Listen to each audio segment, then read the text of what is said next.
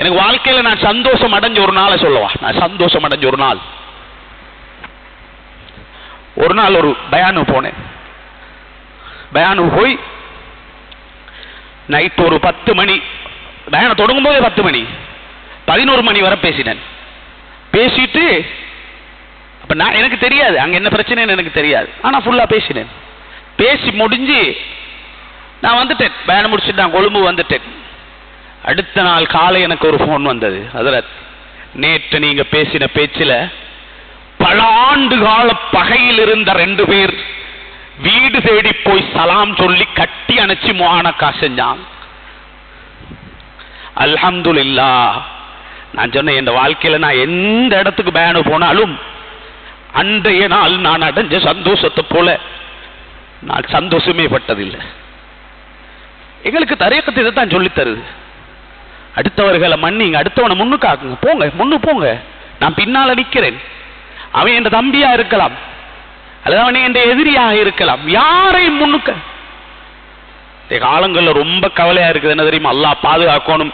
இந்த காலமே எப்படி இருந்தா எங்கட புள்ள குட்டிகளோட காலம் எப்படி இருக்க போகுதோ தெரியாது.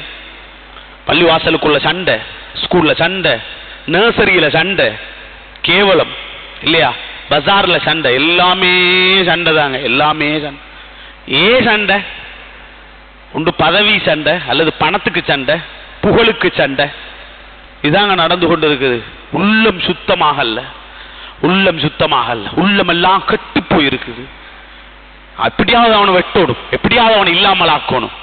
அப்படி நினைச்சிட்டா சொர்க்கம் கிடைக்கும் மட்டும் நினைச்சிடவானம், சொர்க்கம் கிடைச்சிரும் மட்டும் நினைக்க வானம். அடுத்தவனுக்கு அநியாயம் செஞ்சு போட்டு ரப்பே உன்னுடைய ஜன்னத்துல் ஃபிர்தௌஸ் தா தா தா என்று கஅபத்துல்லாஹ்வுடைய துணியை பிடிச்சி தொங்கி அழுதாலும் கிடைக்காது.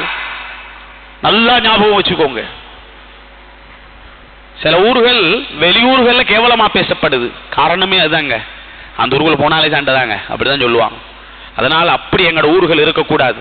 எங்களுக்கு தான் தஸ்கியத்துடைய வழி சொல்லித்தரப்பட்ட ஊர், நல்ல குணங்கள் சொல்லித்தரப்பட்ட ஊர். அடுத்த மனிதரோட நல்ல முறையில இஹ்லாஸாக, இரக்கமாக, பாசமாக, எவனையும் நான் மன்னிக்க தயார். அப்படி போங்க. எவனும் எனக்கு மேலே இருந்ததுக்கும் பரவாயில்ல, என்ன தலைக்கு மேலே இருந்தாலும் பரவாயில்ல, அப்படி என்று நினைச்சு நல்ல குணத்தோட ஷாதுலியா தரீகா தரப்பட்டதும் ஏனைய தரீகாக்கள் தரப்பட்டதும் அதுக்குத்தான். நல்லா விளங்கிக்கோங்க. உள்ளம் பரிசுத்தமானவன், அவன் உள்ளம் சுத்தமானவன், அவனுக்குத்தான் நாளை மறுமை நாளில் சொர்க்கம் இருக்கிற. இதுக்கு தாங்க ஷாதுல் இமாம் கஷ்டப்பட்டாங்க, இதுக்கு தான் கஷ்டப்பட்டது. தரீகத்து தந்ததே அதுக்குத்தான்.